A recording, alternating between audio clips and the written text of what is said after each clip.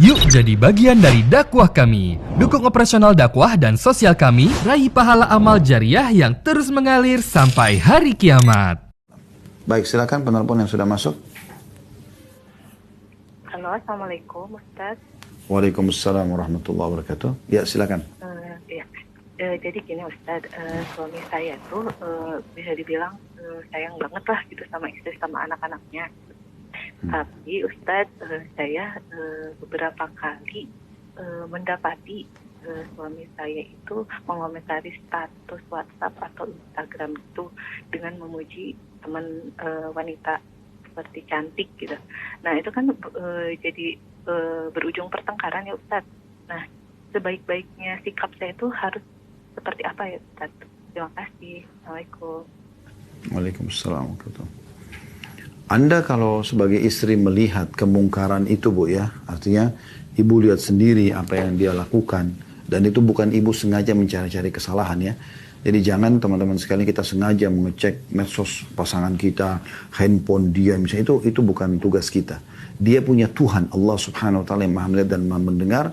Dia juga punya pendamping dari malaikat yang ditugaskan Allah khusus untuk mencatat amal baik, amal buruknya. Jadi bukan tugas kita itu.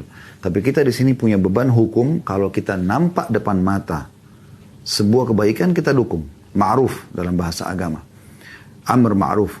Dan kalau kita lihat kemungkaran, pelanggaran misalnya, seperti ini memuji wanita yang bukan istrinya, cantik misalnya, ini kan tidak boleh. Ya. Walaupun itu bukan dosa besar, tapi ini sudah pelanggaran. Kalau kita lihat dan kita bukan sengaja mencari-cari, maka kita ingatkan. Tugas kita mengingatkan. Tugas kita mengingatkan. Cara mengingatkannya dengan cara yang santun.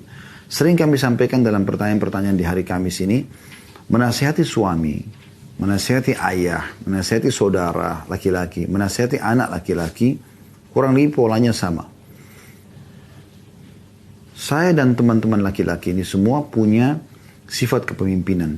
Dan umumnya itu tidak suka kalau dihardik, disalahkan secara langsung. Walaupun memang perbuatannya salah. Ya. Kecuali yang Allah subhanahu wa ta'ala telah rahmati, Allah perlukan iman dalam hatinya. Gitu kan? Dan semoga kita termasuk insya Allah. Maka mereka tidak mau. Ya, mereka tidak mau mendengar. Mereka lebih banyak kalau diserang maka defense, mempertahankan diri. Lalu bagaimana caranya? Caranya adalah Anda coba menggunakan bahasa-bahasa yang santun, menyinggung dengan cara yang baik gitu ya. Misal kalau Allah SWT karunia Anda anak perempuan misalnya. Lalu Anda mengatakan misalnya sama suami, bagaimana kalau anak kita ini ada teman sekolah dia yang laki-laki yang memuji-muji dia gitu kan. Dan akhirnya mungkin bisa melunakkan hati anak kita dan tertarik pada lawan jenisnya itu. Coba dengarkan responnya dia sebagai ayah gitu kan. Biasanya tentu sebagai ayah tergugah ini ya. Oh itu tidak boleh gitu kan. Misalnya seperti itu dan seterusnya gitu. Nah, dan kalau memang seperti itu ya, maka mohon maaf saya sempat melihat ya, ada data kalau misalnya sebut apa nama suami dipanggil apa misalnya, kalau saya menemukan ada seperti ini ya, seperti ini. Jadi menurut saya Allah alamin dalam pandangan agama sebaiknya jangan dilakukan.